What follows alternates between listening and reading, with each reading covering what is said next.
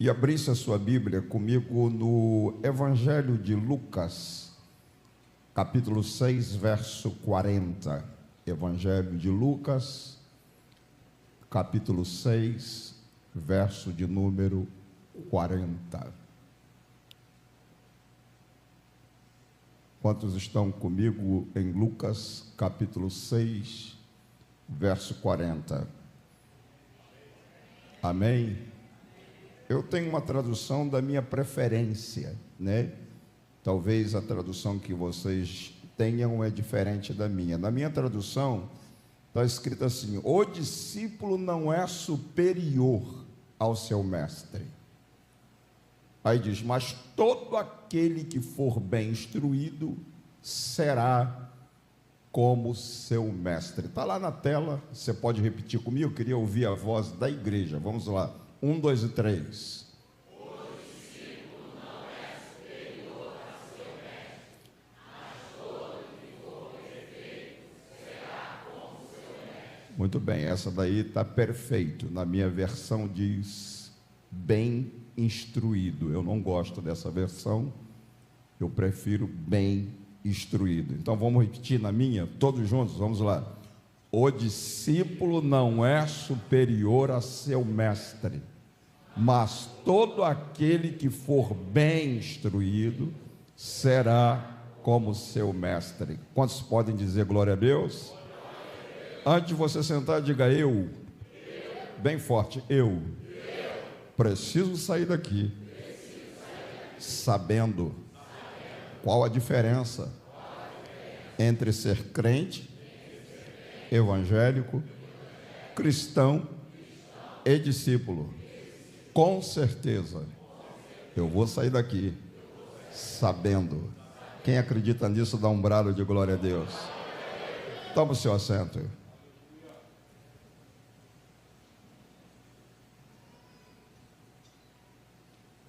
Escute isso, meu nobre irmão. Ao longo da nossa vida cristã, escute isso que é interessante, que eu vou compartilhar com você agora, que ao longo da nossa vida cristã, ou seja, da nossa vida de praticidade na vida cristã, a gente herdou 3 nomes. Quantos nomes eu disse que a gente herdou? 3 nomes. A gente herdou o nome de crente, evangélico e cristão. Ou seja, desde o dia que você e eu, a gente aceitou Jesus como Salvador pessoal, naquele gesto simbólico, seja no templo, ou numa residência, ou em algum lugar, você se rendeu, levantou a sua mão e aceitou Jesus como seu Salvador pessoal. A partir desse dia, as pessoas que te conhecem, seja no contexto da família, seja no contexto da igreja, no contexto de convivência social, a partir de então as pessoas passaram a te chamar ou de crente, ou de evangélico, ou de cristão. Sim ou não? Não, quero escutá-lo, quero que vocês interagem comigo. Sim ou não? Sim. Então nós herdamos, mesmo querendo ou não. Não tem um de nós aqui que pode bater no peito e dizer: eu não herdei. Não, todos que estão aqui, de alguma forma, interagem no seu dia a dia de vida cristã com esses 3 nomes.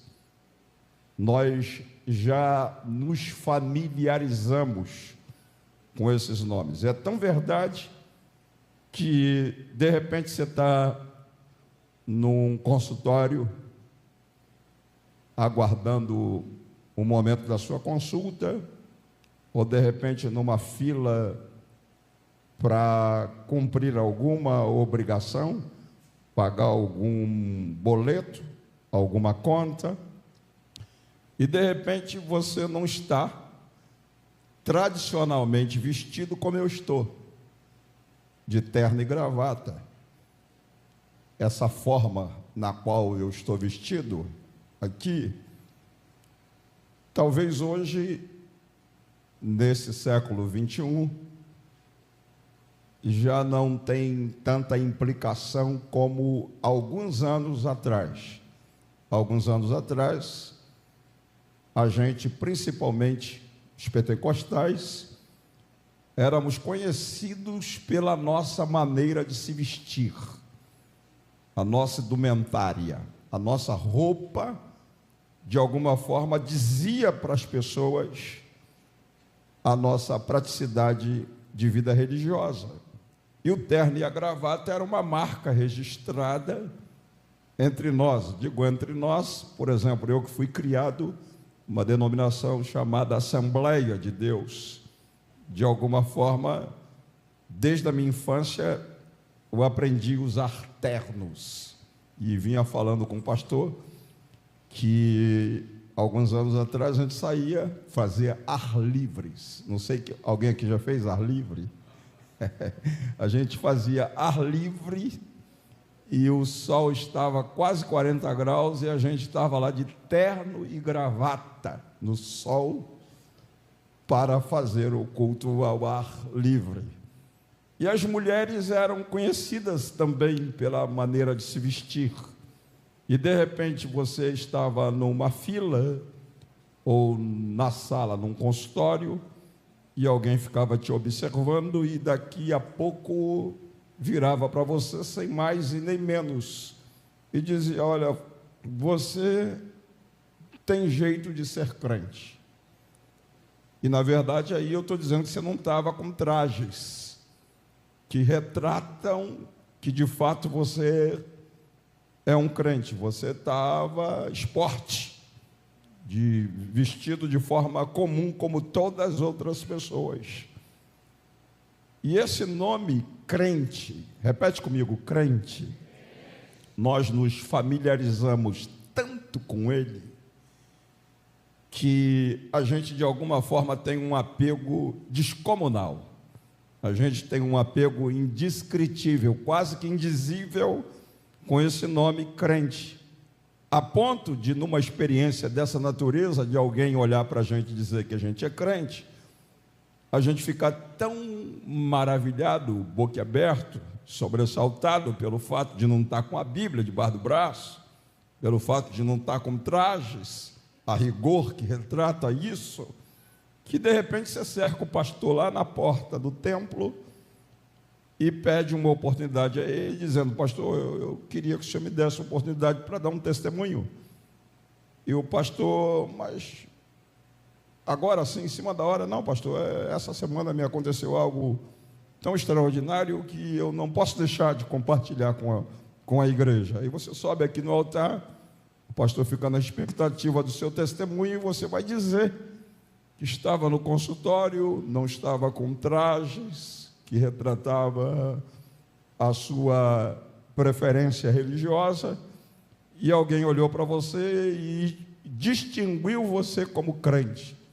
Aí você disse: pastor, eu estou maravilhado com isso, com essa experiência que eu tive essa semana. Esse é o testemunho que eu gostaria de dar. Mas aquilo que deveria ser o óbvio, aquilo que deveria ser comum nessa nossa praticidade de vida cristã, virou uma exceção. Virou uma exceção de tamanha grandeza que é possível eu pedir, você pedir para dar um testemunho por causa dessa experiência. Quando, na verdade, sob o ponto de vista da Bíblia, a Bíblia diz assim: assim resplandeça a vossa luz diante dos homens, para que eles vejam as nossas boas obras e glorifiquem o Pai que está no céu. Então deveria ser comum para mim, para você, refletir uma luz, aonde quer que a gente esteja, tá? A gente ser um astro no meio das trevas, de maneira que nós não iríamos, em hipótese alguma, ficar surpreendido pelo fato de alguém ter nos distinguido dessa maneira. E está distinguindo porque já não é tão comum isso acontecer. Mas a palavra crente, a gente é crente porque Jesus disse para Tomé, quando Tomé disse que só cria se ele tocasse no local onde Jesus foi crucificado, e Jesus se apresenta para ele e diz: eis-me aqui, Tomé. E aí Jesus dá uma palavra para ele dizendo: seja crente e não o quê? Alguém sabe? E não o quê? Incrédulo. Seja crente e não incrédulo. Então você é crente, eu sou crente, porque a palavra crente vem de crer, é o antônimo de incrédulo, de maneira que Jesus disse: seja crente e não incrédulo. Então a gente é crente porque a gente crê em Jesus, certo? Mas, a despeito do apego que eu tenho com esse nome, você tem com esse nome, ele não é uma marca registrada nossa. O que é que eu disse que não é? Não é uma marca registrada minha nem sua, não é uma credencial nossa, não é uma grife nossa, porque antes de você, antes de eu ser crente, a Bíblia diz que o diabo, e os demônios creem. Isso significa que se a palavra crente, etimologicamente, vem de crer, os demônios já creem muito antes de mim, muito antes de você. Então isso não é uma marca registrada, nem minha, nem sua, apesar do apego que você tem, que eu tenho, e me familiarizei com este nome. Ele não é uma patente, uma marca registrada nossa. E o texto diz que os demônios creem, e de alguma forma, desculpa a expressão que eu vou usar, o texto diz que eles creem e estremecem, ou seja, eles não brincam de ser crente. Vou repetir, eles não brincam de ser crente, eles creem e estremecem. Então esse é o primeiro ponto que eu queria que você guardasse, tá?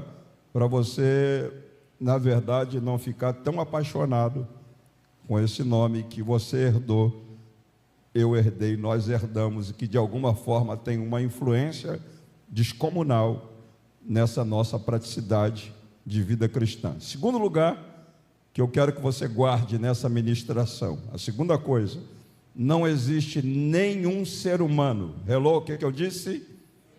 Não existe nenhum ser humano de pele, carne, osso e músculo, igual você e eu, que não seja crente, debaixo dos céus, em cima dessa terra. Todo ser humano é crente. Aí você pergunta: como assim, pastor? Agora o senhor extrapolou a regra. Vou te explicar. Quando Deus fez você, quando Deus me fez, a Bíblia diz que Ele nos fez a sua imagem, conforme a sua semelhança. Toda vez que o seu ouvido, escute isso, o seu ouvido ouve a palavra imagem e semelhança, repete comigo: imagem e semelhança. Toda vez que o meu ouvido ouve essa palavra imagem e semelhança, o meu arquivo mental passa uma mensagem para mim, dizendo que imagem e semelhança é algo que, com esse sinal aqui, é algo que parecido, algo igual, sim ou não? É algo igual. Então Deus fez você, fez eu igual a Ele. Só que a gente esbarra já no primeiro problema: como é que eu posso ser igual a Deus? Como é que você pode ser igual a Deus se a nossa substância é distinta? A substância de Deus é espírito. João 4:24 diz: Deus é. do verbo ser, Deus é espírito, certo? E a minha e a sua substância é matéria. Então, como é que eu posso ser igual a Deus? Como é que você pode ser igual a Deus se Deus está numa substância e nós estamos noutra substância? Nós não somos iguais a Deus no sentido físico. Repete comigo, não somos iguais a Deus no sentido físico. Então, em que aspecto, pastor Samuel, que nós somos iguais a Deus? Somos iguais a Deus porque Deus está numa trindade. Deus está onde que eu disse? Numa trindade. Quantas pessoas tem na trindade? 3. Quais são elas? Pai, Filho, Espírito Santo. São 3 pessoas. Guarde isso. Quantas pessoas eu disse? 3 pessoas. Elas são distintas uma da outra. O Pai não é o Filho não é o Pai não é o Espírito Santo não é o Pai. São 3 pessoas distintas uma da outra. No entanto, a despeito de termos 3 pessoas distintas uma da outra, nós não temos 3 deuses. Nós não temos 3 deuses, senão a gente cairia numa doutrina herética chamada triteísmo. Como é o nome da doutrina? Triteísmo. Por que nós não temos 3 deuses? Porque divindade, repete a palavra, divindade, substância divina, só existe uma indivisível que pertence às 3 pessoas da Santíssima Trindade. Então, no português, para facilitar a assimilação do que eu estou dizendo, no português isso se chama unidade composta. Como é que chama? Me ajuda aí. Unidade composta. Aí, você é igual a Deus, eu sou igual a Deus, não no aspecto físico, porque a substância de Deus é espírito, a minha substância é matéria, mas eu sou igual a Deus, você é igual a Deus, porque assim como Deus está numa trindade, Ele nos fez seres tricotômicos. Nós somos seres o quê? Tricotômicos, composto de espírito, alma e corpo. A despeito de ser espírito, alma e corpo, nós não somos 3 seres. Nós também estamos numa unidade composta.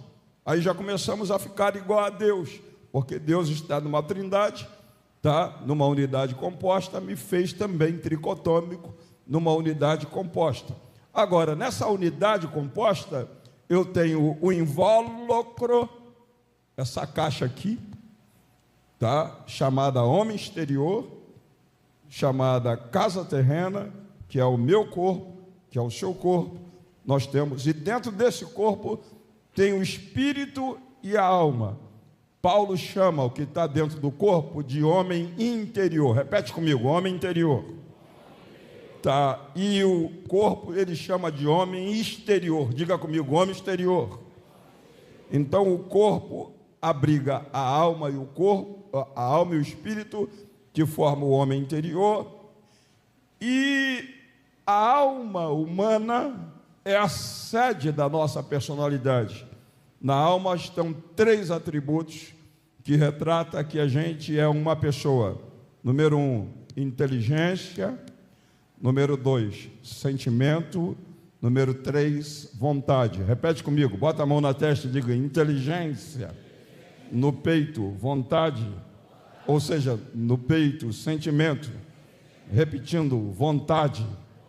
Então, esses são 3 atributos que retratam que eu e você somos uma pessoa. Eu pergunto para você, Deus é inteligente, sim ou não? Hello, cadê você? Deus é inteligente, sim ou não? Sim. Deus tem vontade, sim ou não? Sim. Deus tem sentimento, sim ou não? Então já comecei a ficar igual a Ele de novo, porque os mesmos atributos que Ele traz na personalidade dEle, eu trago na minha personalidade, certo? Agora, o espírito humano abriga 2 faculdades. Quantas faculdades eu disse? 2 faculdades. O espírito humano abriga a faculdade da consciência, que é a capacidade de discernir entre a mão direita e a esquerda, entre o certo e o errado, entre o bem e o mal, a consciência, tá? E o espírito humano abriga ainda a fé natural. O que eu disse? Quantas faculdades tem no espírito humano? Hello? Quantas faculdades tem no espírito humano? Quais são elas? Consciência e fé natural. Todo ser humano, aqui está o ponto, todo ser humano, independente do credo religioso que ele professa, seja ele budista, seja ele católico, espírita, muçulmano, judeu, todo ser humano já nasce, hello, grita para você escutar, já nasce desde o ventre da sua mãe, crente, com a fé natural, com a capacidade de crer em Deus. Deu para entender? Sim ou não? Por isso que eu disse que todo ser humano é crente. Só que há uma diferença do ser humano que já nasce crente e você que aceitou Jesus. Como assim, pastor Samuel?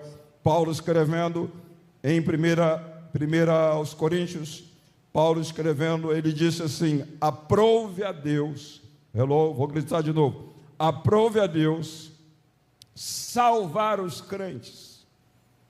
Como, Paulo? Pela loucura da pregação. Certo? Então o que é que Paulo estava dizendo? Redundante? Ele estava sendo redundante? Eu já sou crente, Paulo, já sou salvo. Não, ele não estava dizendo isso. Ele estava dizendo: aprove a Deus salvar todo ser humano que já nasceu com capacidade de crer em Deus desde o ventre da sua mãe. Quantos entenderam isso? Pode dizer amém? Tá?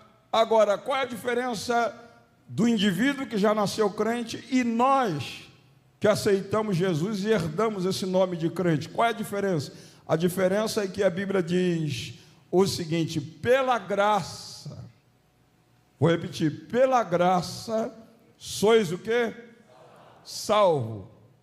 Agora tem um detalhe: por meio da...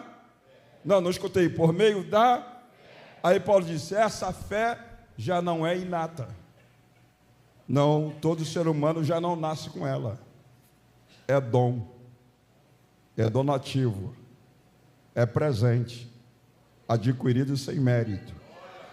Eu não merecia, você não merecia, mas alguém pregou para mim, alguém pregou para você, e a fé vem pelo ouvir, e o ouvir a palavra de Deus.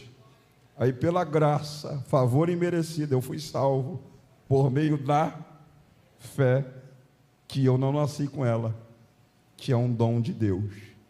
Deu para entender? Essa é a diferença do crente, que já nasceu desde o ventre da sua mãe com a fé natural, capacidade de crer em Deus, e eu e você que somos crentes, porque aceitamos Jesus como nosso Salvador pessoal. Então o seu vizinho que mora perto de você, que bebe, que joga, que fuma, que adultera, que atravessa a noite na orgia, é tão crente quanto você. A única diferença é que ele é crente por meio da fé natural, você é um crente lavado, remido no sangue de Jesus, porque você recebeu a fé para a salvação. Você pode levantar sua mão e liberar um brado de glória a Deus por isso? Então é aqui que eu quero que você entenda: crente até o diabo é e os demônios. Sim ou não? Todos entenderam? E não existe nenhum ser humano debaixo dos céus, em cima dessa terra, igual você e eu, que não seja crente. Tá? Agora, pastor Samuel, o senhor falou que a gente herdou 3 nomes. O senhor já falou do crente, entendi que crente até o diabo é. E estremece, entendi que não existe nenhum ser humano que não seja crente. Agora, evangélico, pastor Samuel, é o outro nome que eu herdei. Aí eu te explico. Eu tenho 3 livros lá, que eu trouxe para compartilhar com vocês. No final eu vou divulgá-los. Eu vou dar o kit para qualquer um dos irmãos que abrir a Bíblia aí e achar um texto na Bíblia chamando a gente de evangélico.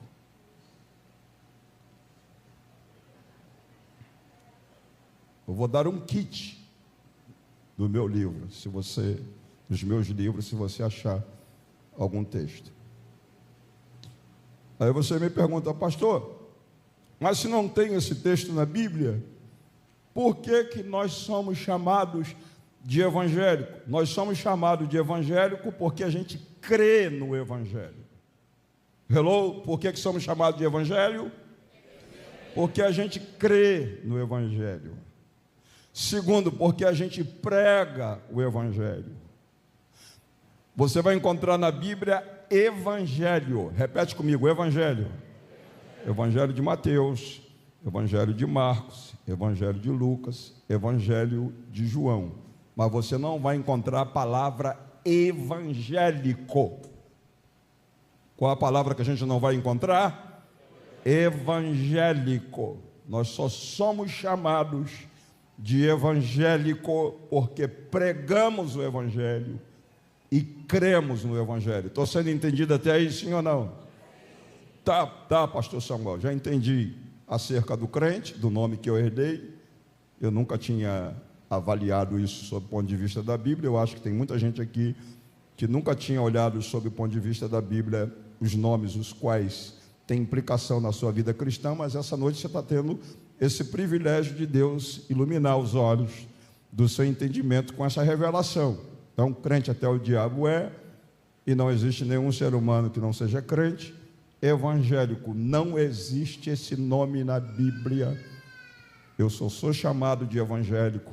Você só é chamado de evangélico porque você crê no evangelho e prega o evangelho, tá?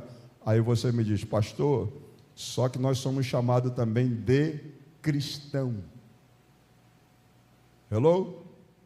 Somos ou não somos chamados de cristão? Somos chamados de cristão. E agora, pastor? Está lá escrito em Atos capítulo 11, verso 26. Se puder nos ajudar aí na telinha.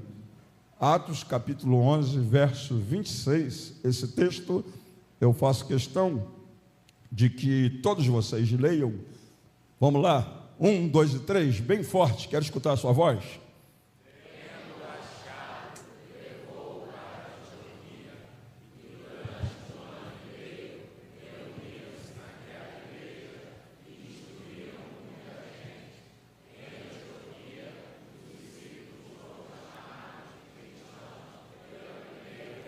Sim, aí você fala, e agora, pastor? Crente já entendi, evangélico já entendi, nomes que eu herdei, mas e cristão? Está na Bíblia esse nome que eu também herdei. Como é que o senhor explica esse nome? Tá, o texto está dizendo que, tendo achado, o que diz? Levou-o para que cidade? Não, quero escutar o nome da cidade. Levou para que cidade? Antioquia. E o que se fizeram em Antioquia? Durante quanto tempo? 1 ano inteiro. O que eles fizeram? Reuniram naquela igreja. E o que fizeram mais lá? O que fizeram? Não escutei? Instruíram muita gente. E lá aconteceu um fenômeno. Qual foi o fenômeno? Os discípulos foram chamados pela primeira vez de... Não escutei. De cristão. Tá, então vamos tentar fazer uma ilustração. Aonde ficava a igreja mãe? A igreja original, a primeira igreja. Aonde ficava? Hello, cadê vocês? Alunos da escola dominical. Onde ficava a igreja mãe, a primeira igreja? Jerusalém. Então vamos dizer que esses discípulos estavam aonde? Hello, aonde? Jerusalém. Aí eles saíam de Jerusalém e ia à cidade de... Hello, qual é o nome da cidade? Antioquia. Eles fizeram esse caminho, indo e voltando Jerusalém, de Jerusalém a Antioquia. Fizeram esse caminho quanto tempo? Não escutei. Quanto tempo? Fizeram o caminho durante 1 ano inteiro. Aí vamos dizer que você era morador de Antioquia. Aí você estava sentado na praça, você estava no bar, se não fosse um servo de Deus, tomando lá uma bebidazinha, batendo papo com os amigos, ou você estava na janela da casa, ou na porta de casa, e todos os dias, durante quanto tempo? Um ano inteiro, você vê aqueles homens saindo de Jerusalém e indo até aonde? Antioquia. Ao observá-los, vocês viram que eles eram semelhantes a Cristo. Hello? Semelhante a quem? A Cristo. Aí vocês cochicharam entre si. Disseram, esses caras que passam aqui todo dia, já tem um ano que eles passam aqui, eles são o quê? Eles são o quê? Cristão. Então eles foram chamados pela primeira vez na cidade de Antioquia de cristão. Só que aqui aparece a palavra cristão significa seguidor de Cristo. O que a palavra cristão significa? Desculpa essa maneira de eu pedir para vocês repetir, é para fixar mesmo, é didático, tá? Vocês não levam mal que eu não estou brincando com vocês, tá bom? É só para fixar, tá? Então a palavra cristão significa o quê? Seguidor de Cristo, certo? Só que aqui tem um agravante que você vai entender nessa noite. Tudo na Bíblia para ser doutrina, hello, vou repetir. Tudo na Bíblia para ser doutrina tem que ter saído de 3 fontes. Quantas fontes eu disse? 3 fontes. Número 1, ou tem que sair da boca dos profetas do Antigo Testamento, ou tem que ter saído da boca do próprio Jesus, ou tem que ter saído da boca dos apóstolos. Tudo que você lê na sua Bíblia, nesses 66 livros que você tem, se não saiu da boca dos profetas, se não saiu da boca de Jesus, se não saiu da boca dos apóstolos, não é doutrina. Para ser doutrina, tem que ter saído dessas 3 fontes. Quais são as 3 fontes? Boca dos profetas, boca de Jesus ou boca dos apóstolos. Esse nome não tem peso doutrinário na Bíblia, apesar do nome ser nobre, relevante, de grande significado, seguidor de Cristo. Aí você fala, por que não tem peso doutrinário, pastor Samuel? Porque não saiu nem da boca dos profetas, nem da boca do próprio Jesus, nem da boca dos apóstolos. Esse nome veio de fora, da boca do ímpio. Hello, está me escutando, sim ou não? Esse nome veio de fora, da boca do ímpio, que observando eles, chegaram à conclusão de que eles eram uma imitação de Cristo e o chamaram de cristão pela primeira vez. Estou entendido até aí? Hello, vocês estão comigo, sim ou não? Ponto pacífico até aí? Amém? Aí vem a questão. Qual é a questão, pastor Samuel? Jesus nunca disse, ide fazer crentes. Jesus nunca disse, ide fazer evangélicos. Jesus nunca disse, ide fazer cristãos. Jesus disse, ide fazer o quê? Não escutei, ide fazer o quê? Discípulos. A palavra crente aparece na Bíblia 19 vezes. Quantas vezes eu disse? 19 vezes. A palavra evangélico, nenhuma vez. A palavra cristão, seguidor de Cristo, só 3 vezes. Se tivesse peso doutrinário, ela tinha que nortear o Novo Testamento de Mateus, pelo menos até Apocalipse. Mas como ela não tem peso de caráter doutrinário, ela só aparece 3 vezes na Bíblia. Quantas vezes aparece a palavra evangélico? Vou reprovar a metade. Quantas vezes aparece a palavra crente na Bíblia? 19 vezes. Vou repetir. Quantas vezes aparece a palavra crente na Bíblia? 19 vezes. Quantas vezes aparece a palavra evangélico? Nenhuma vez. E quantas vezes aparece a palavra cristão? 3 vezes. Agora vocês querem saber quantas vezes aparece a palavra discípulo? Hello? Vocês estão aqui ainda? Querem saber quantas vezes aparece a palavra discípulo? Sim ou não? Sim. 269 vezes. Repetindo, quantas vezes? 269 vezes. Esse nome que você herdou de crente só aparece 19. Esse nome que você herdou de evangélico só aparece nenhuma vez, não aparece nenhuma vez. Esse nome que você herdou de cristão aparece só 3 vezes. Então, o propósito de Deus era que você fosse conhecido como crente, como evangélico, como cristão ou como discípulo? Como discípulo, é o que predomina no Novo Testamento. E aqui está o desvio da igreja. Aqui ela começou a sair da rota, porque a gente, em vez de fazer discípulo, a gente está fazendo crentes. Em vez da gente fazer discípulo, a gente está fazendo evangélicos. Em vez da gente fazer discípulo, a gente está fazendo cristãos. Sim ou não?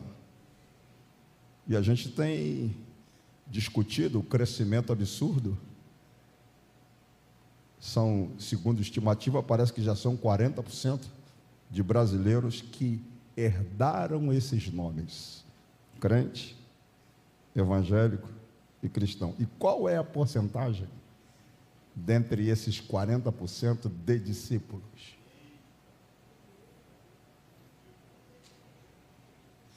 Está na moda ser crente, está na moda ser evangélico, está na moda ser cristão, mas está fora de moda ser discípulo. E Deus me trouxe aqui, não foi só porque o bispo quis que eu fizesse.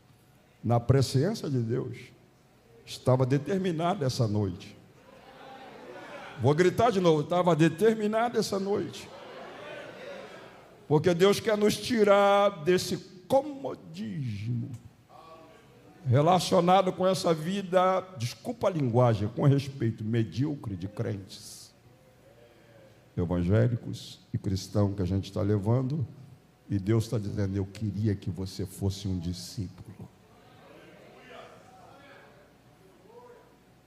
Jesus morou aqui durante 33 anos na Palestina. Quantos anos eu disse que ele morou aqui? 33 anos. Desses 33 anos que ele morou aqui, ele teve um ministério de 3 anos e meio. Quantos anos e meio que eu disse? 3 anos e meio. Então ele morou 33 anos e meio, teve um ministério de quantos anos? 3 anos e meio. Em 3 anos e meio, ele lidou com 2 grupos de pessoas. Quantos grupos de pessoas eu disse? 2 grupos de pessoas. Número 1, ele lidou com as multidões. O que ele lidou? Me ajuda aí. Ele lidou com as multidões. Número 2, ele lidou com os discípulos. Então, quantos anos ele viveu aqui? Me ajuda aí, só para fixar. Quantos anos? Ei, não estou escutando a sua voz. Quantos anos? 33 anos e meio. Quantos anos teve de ministério? 3 anos e meio. Em 3 anos e meio, ele lidou com quantos grupos? 2 grupos. Quais foram os 2 grupos? Multidão e discípulos. Pergunta a seguinte: desses 2 grupos, qual desses 2 grupos Jesus dedicou o seu maior tempo? Hello, me ajuda? Vocês que estudam a Bíblia. Desses 2 grupos, ele dedicou o maior tempo para qual dos 2 grupos? Os discípulos. Aí vem a pergunta seguinte: Jesus era bom líder? Vou perguntar de novo: Jesus era bom líder? Vocês têm certeza? Tem certeza? Eu acho que não. Porque só na multiplicação dos pães e dos peixes, bispo, havia lá 15.000 pessoas. Porque era 5.000 homens, fora criança, e mulher, botando por baixo uma mulher, fora criança e mulheres, botando por baixo uma mulher e uma criança para cada homem que estava lá, daria quantas pessoas? 15 mil. Então, só lá, naquela multiplicação de pães e peixes, tinha 15 mil pessoas. Certo? Aí, vocês estão me dizendo que Jesus era bom líder. Se eu fiz a pergunta, qual desses dois grupos ele gastou o maior tempo? Com as multidões ou com os discípulos? Vocês estão dizendo que com os discípulos. O que é que dá ibope para um líder? Hello? Não escutei vocês falarem. O que é que dá status? Ibope. Multidão, sim ou não? Se vocês fossem lá em Boston visitar a minha igreja, e aí chegasse lá e encontrasse 15 mil membros no templo, quando vocês voltassem, vocês chamariam o bispo e falaria com ele o quê? Bispo, fui visitar a igreja do pastor Samuel em Boston, fiquei queixo caído, boca aberta, sobressaltado. Cheguei lá, tinha 15 mil membros no culto.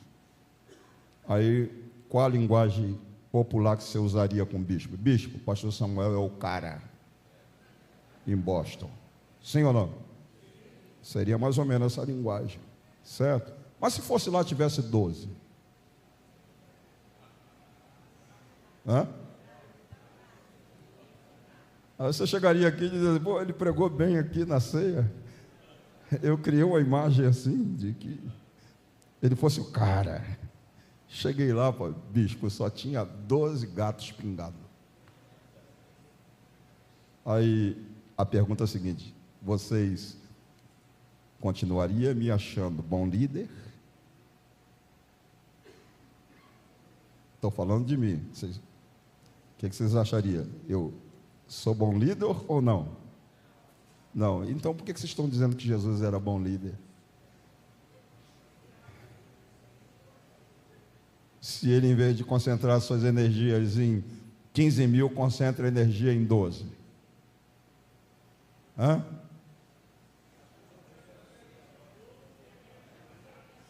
Pergunta a seguinte: Jesus não concentrou energia nos 15 mil, porque tem um texto que responde isso. João capítulo 6, verso 2. Vamos lá. Mas eu quero 2 voluntários, com a permissão do pastor aqui no altar. 2 voluntários. Pode ser 2 também, não estou discriminando que tem que ser 2. Pode ser 2, 2. Ah, vem já ali. Tem mais um voluntário? Isso. Bom, agora quero ver qual é de vocês. Chega para cá. Você fica aqui? Você fica aqui. Mas fica aqui mais para frente. Os 2 aqui, olhando para os 2. Qual dos 2 tem cara de discípulo e qual dos 2 tem cara de multidão? Agora eu quero ver qual é de vocês. Ó, multidão gostava de pão, hein? Olha aqui, ó, barriguinha. Não, estou brincando, né? Seguinte, vamos dizer que ele aqui representa os discípulos. Ele aqui representa as multidões. Aí o texto de João 6,12, leia comigo lá o que está escrito no João 6, verso 2. Está aí o texto na tela? 6,2. Como que está escrito lá? Todos juntos.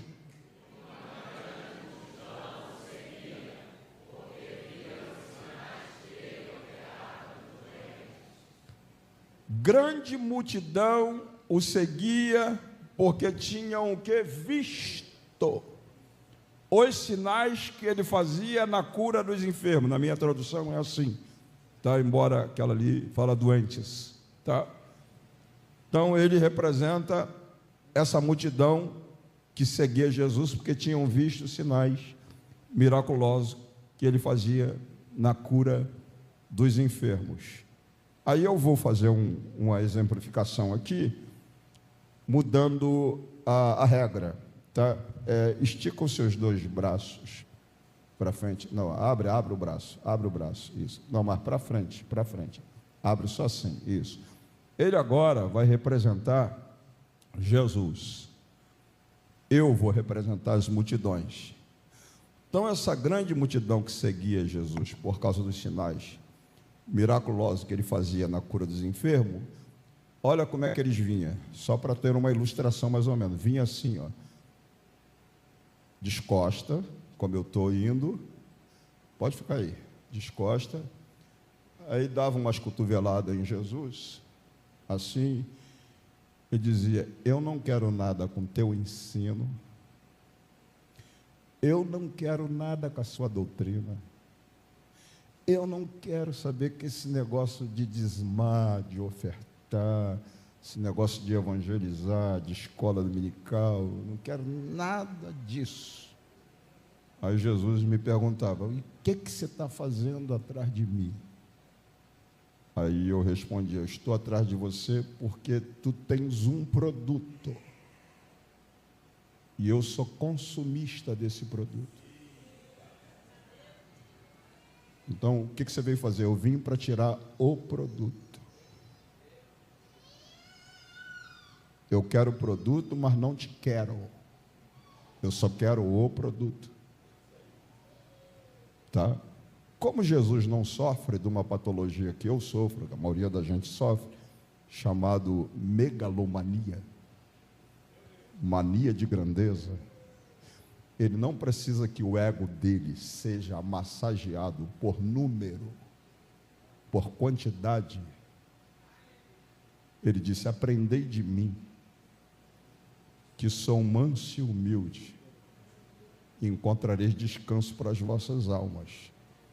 Em vez dele concentrar suas energias aqui, ele resolve concentrar aqui. Aqui é 12, que vai levar quase 3 anos para chegar, vai levar mais algum tempo para chegar a 70, depois chega a quase 120, no dia que ele inaugura a igreja em Jerusalém, aqui. Tá? Mas ele concentra aqui porque ele tem uma premissa. Qual era a premissa que Jesus tinha? É o texto áureo que eu li nessa noite. Ele disse: o discípulo, quando bem treinado, não sofre da síndrome de querer ser superior a seu mestre, mas ele fica igual. Então, eu, em vez de concentrar minhas energias aqui, que vem atrás de mim só para tirar, não coloca nada, só tira,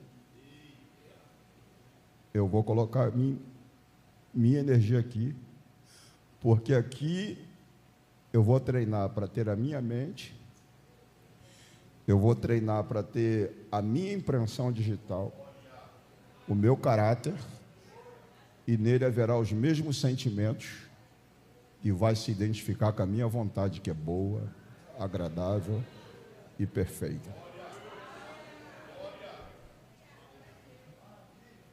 E por que ele não concentrou aqui? Agora João vai responder para você entender perfeitamente. Capítulo 2, verso 23 e 24. Olha, esse texto aqui é a chave para você entender por que ele não concentrou aqui, na multidão. Como é que está escrito lá? Todos juntos comigo, bem forte, leia, bem forte.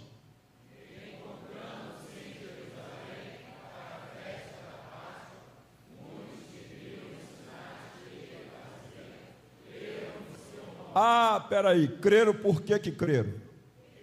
Não escutei. Por que creram? Porque viram e ensinaram. Crer é sinônimo de se tornar crente. Sim ou não? Creram nele, se tornaram crentes. Tá? Agora veja o verso seguinte, o que diz o verso? 1, 2 e 3.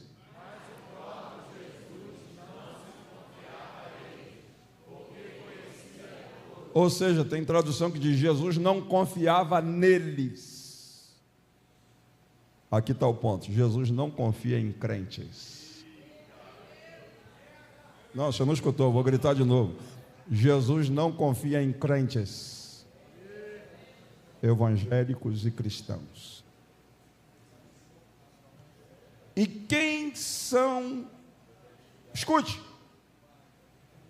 essa multidão, Jesus não cria neles porque só vinha atrás dele por causa dos sinais miraculosos que ele fazia na cura dos enfermos. Quem é essa multidão no século 21? Hello, quem é essa multidão que vem a Jesus só por causa dos sinais miraculosos que ele faz na cura dos enfermos no século 21? Os crentes, os evangélicos e os cristãos, representa aquela multidão. E Jesus não confia neles, porque, estica a mão de novo, eles só vêm para tirar. Crente não coloca nada, só tira. Evangélico não coloca nada, só tira. Cristão só tira. E sabe o que os crentes estão fazendo hoje? Os evangélicos estão colocando pastores no hospício.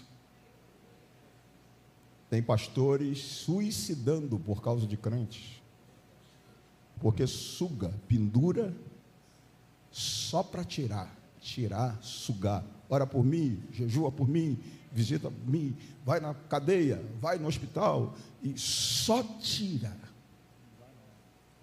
Agora, o discípulo, quando bem treinado, não sofre da síndrome de ser superior, mas fica igual, e entra no propósito que Jesus diz: farão as obras que eu fiz, e farão obras maiores. Quantos levantam a mão e liberam um brado de glória? Obrigado por vocês terem vindo. Pode tomar o assento de vocês. Agora entenda o seguinte: quantos minutos eu tenho, pastor? Escute o seguinte, abra Atos. Vamos voltar aqui, presta atenção aqui comigo. Olha para mim aqui. A multidão tinha quantas pessoas? Não escutei. Quantos eram na multidão? 15 mil. Jesus começou concentrando suas energias em quantos? 12. Passou a 70. Chegou a quase 120. Aí Jesus resolve inaugurar a igreja dele em Jerusalém com esses quase 120. Sim ou não? Jesus resolve inaugurar. Só que não era 120 crentes. Hello, quero escutá-los. Não era 120 o quê? Não era 120 evangélicos. Não era 120 cristãos. Era 120 o quê? Discípulos. Aí, estou parafraseando, vamos dizer que Jesus colocou um outdoor em Jerusalém e colocou lá: no dia de Pentecoste, daqui a 50 dias, eu vou inaugurar a minha igreja aqui em Jerusalém. Estou parafraseando, tá? Só para vocês entenderem. Jesus colocou um outdoors na cidade. Aí o pastor das 15 mil pessoas disse: esse Jesus é um cabeçudo. Aí alguém perguntou a ele: mas por que ele é um cabeçudo? Ele deixou para mim 15 mil. Quantos mil? 15 mil. E está falando agora que vai inaugurar uma igreja com quantos? 120. Aí, na linguagem do pastor dos 15 mil, ele é um cara descontextualizado. Ele é desatualizado. Ele não acompanha a evolução.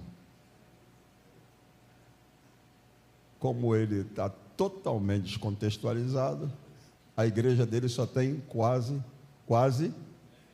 120. A minha tem quantos? 15 mil. E ele está esnobando, o pastor dos 15 mil. Aí Jesus inaugura a igreja, aí chama o Pedro e fala: ô Pedro, dá uma saudação.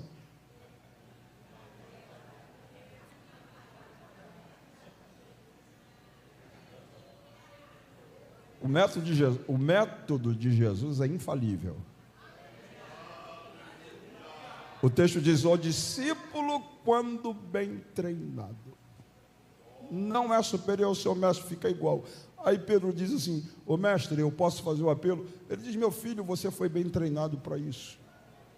Só numa ministração de um discípulo bem treinado, vem quase 3.000. No primeiro dia de culto, quase 3.000. E o número passou de 3.000 para 3.000 quase 120. Não 3.000 quase 120 evangélico, crente cristão. 3.000 quase 120 o quê? Discípulos. Aí o paralítico é curado na porta do templo, o número vai para quase 5.000. Agora bota aí na tela Atos 6, verso 1. Atos 6, verso 1, nós vamos pegar só a primeira parte. Atos 6, verso 1. Repete comigo lá, todos juntos, só a primeira parte, diz lá. Naqueles dias, crescendo o número... Não, essa tradução aí está errada. Naqueles dias, crescendo o número dos crentes.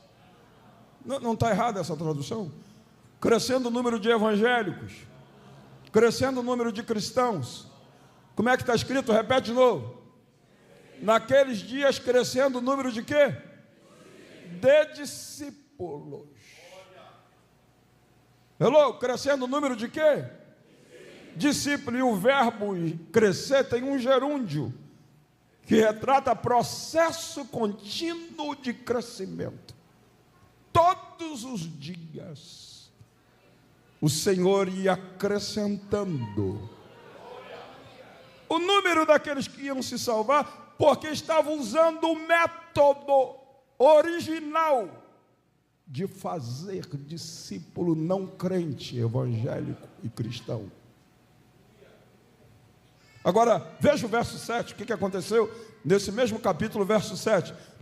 Veja o verso 7, todos leiam comigo, verso 7, 1, 2 e 3.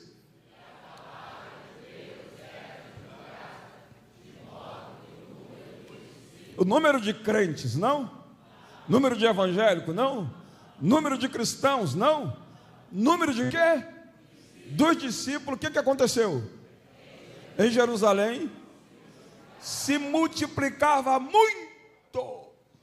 Tem tradução que diz: se multiplicava rapidamente. Hello, estão comigo, sim ou não?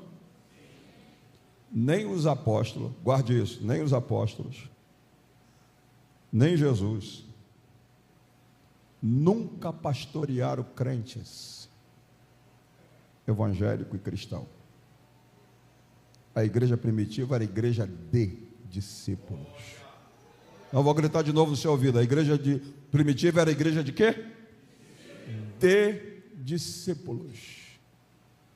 E por que era a igreja de discípulo? Nenhum apóstolo morreu com diabetes. Nenhum apóstolo morreu de infarto, hipertensão. Nenhum apóstolo morreu doente, morreu decapitado, morreu jogado na fogueira. Mas doente não, porque eles não tinham crente pendurados para tirar, para sugá-los. Porque crente só tira, evangélico só tira, cristão só tira, ainda fala mal, ainda murmura. Deu para entender? Aí eu disse que o pastor aqui está esnobando, sim ou não? Só que agora o quadro virou. O texto está dizendo que o número de discípulos não está como no outro texto, crescendo o número de discípulos. Está dizendo que se multiplicava rapidamente, superando os 15.000. Superando os 15.000. E sabe o que é lindo no texto? O que é lindo? E aqui está o ponto que eu vou fechar a minha ministração. Quando terminar esse seminário, eu queria que você viesse todos os dias. Eu vou fechar dizendo o seguinte: na igreja primitiva não havia um necessitado sequer. Hello? O que eu disse? Não havia um necessitado sequer. As nossas necessidades estão fundamentadas na praticidade da nossa vida cristã, fundamentado nessa ideia de crente, evangélico, cristão. Porque a gente vem atrás para tirar. Por que você vai no culto hoje? Eu vou receber a bênção. Você não veio receber nada, você veio dar culto. Você veio louvar, você veio bendizer, você veio exaltar, você veio tributar louvores. Agora, se você faz isso, a bênção vai agarrar no teu calcanhar. Ela te acompanhará, não precisa você vir com a ideia de tirar, não. Porque a melhor coisa é dar culto para receber. Então está havendo uma inversão de valores nessa nossa praticidade de vida cristã, de maneira que a gente está mendigando bênção. Mas o dia que a gente aceitar o desafio de sair dessa condição óbvia de crente, evangélico e cristão, e dizer: eu vou dar um passo a mais, e a partir de hoje eu aceito a chamada para ser um discípulo, eu prometo você que essas necessidades vão se estancar, porque Jesus tem compromisso com os seus discípulos. Quantos acreditam nisso? Levante a mão e dá um brado de glória a Deus. Agora eu queria que vocês abrissem, aliás, diga comigo assim: eu já estou saindo daqui consciente da diferença de ser crente, evangélico e cristão,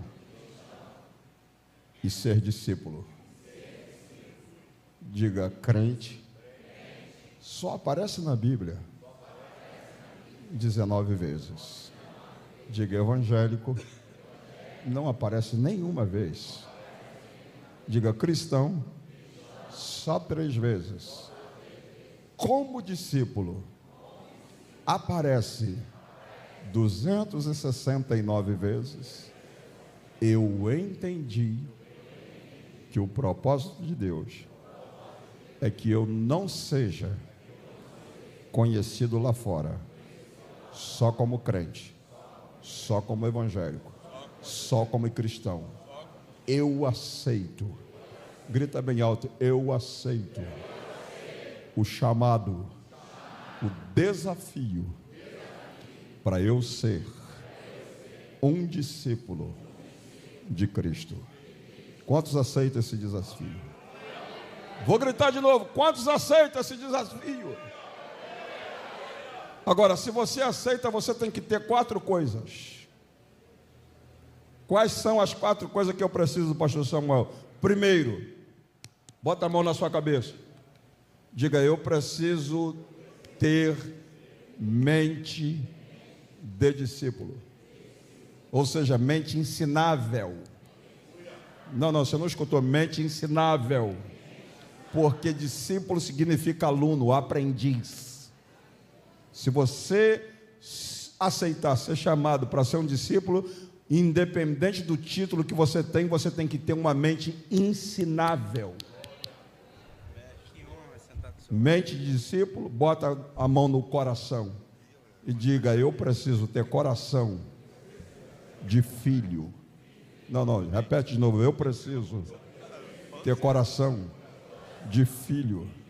Muitas coisas não estão dando certo na tua relação com Deus, porque a tua relação com Deus é de servo com relação ao Senhor, quando na verdade a sua relação com Deus não pode ser relação de servo com o Senhor, tem que ser relação de pai com filho.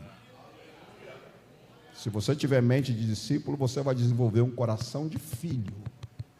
E como filho, você não é forasteiro, você não é estrangeiro, você é concidadão do santo, você é da família de Deus. Você pode clamar Abba, você pode chegar perto dele e dizer: paizinho, cheguei, se jogar no colo dele, que ele vai te abraçar, porque você não está chegando como servo. Ô Senhor, tem gente que só dobra o joelho. Ô Senhor, dobra o joelho na presença de Deus como filho, filho amado. Quantos estão entendendo?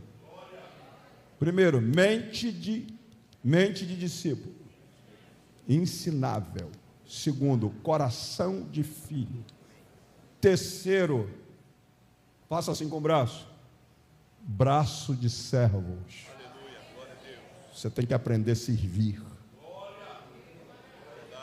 Se você quer ser um genuíno discípulo, tem que ter mente de discípulo, ensinável, coração de filho, braço de servo. Discípulo serve, porque o discípulo não é superior ao seu mestre. Se o mestre colocou o avental da humildade para servir, ele disse: eu não vim para ser servido, mas para servir, porque o maior lá no reino é o menor, o que serve aqui.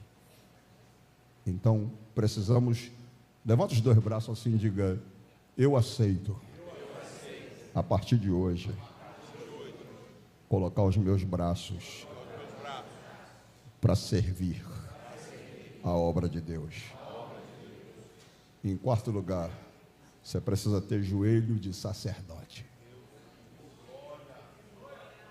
mente de servo, coração de filho, braço de servos, joelho de sacerdote, para não desistir de ninguém. Porque Jesus não desistiu de Pedro quando negou ele 3 vezes. Se você é uma cópia de Jesus, que o discípulo, quando bem treinado, não é superior ao seu mestre, fica igual, você reproduz o gesto de Jesus, não desistindo de ninguém que Deus colocar no seu caminho, mesmo que você veja N defeitos. Entenda que você é um discípulo, a cópia do Senhor Jesus. Quantos entenderam? Pode dizer glória a Deus. Glória a Deus. Eu queria fazer um desafio. E o desafio é o seguinte: eu queria convidar aqui na frente do altar todas as pessoas que foram tocadas por essa palavra e entenderam que não basta ser só crente, evangélico e cristão, mas sabe que é um desafio ser um discípulo, porque tem que ter mente de discípulo, mente ensinável, coração de filho, mãos de servos e joelho de sacerdote. Então eu não estou dizendo para você que é fácil ser discípulo. Se fosse fácil, nessa estimativa de 40% que existe entre nós de crentes evangélicos e cristãos, nós teríamos pelo menos 20% dessa estimativa de discípulos. Mas não temos. Nós podemos aumentar a porcentagem hoje. Mas eu não queria que você saísse do seu lugar e viesse aqui na frente movido por uma emoção que já te trouxe em outros cultos aqui na frente. Já teve ministrações aqui de profetas, de homens de Deus, que você se jogou aqui no chão, com a cara no chão, chorou, falou línguas, e o apóstolo, o bispo falou assim: agora ela vai, agora ele vai. Meu Deus, pelo que eu vi ela fazer ali, agora é outra pessoa. Quando chegou, isso acontecia no domingo, quando chegava na segunda-feira, você continuava o mesmo, na mesmice. Se Deus tocou em você, mostrando para você que o propósito dele é que você seja conhecido não como crente evangélico e cristão, mas como discípulo. E você foi profundamente tocado. Eu não queria que você viesse aqui para massagear o meu ego. Eu não preciso disso. Mas se você foi tocado, eu quero orar por você. Para o poder de Deus se aperfeiçoar nas suas fraquezas. Para Deus suscitar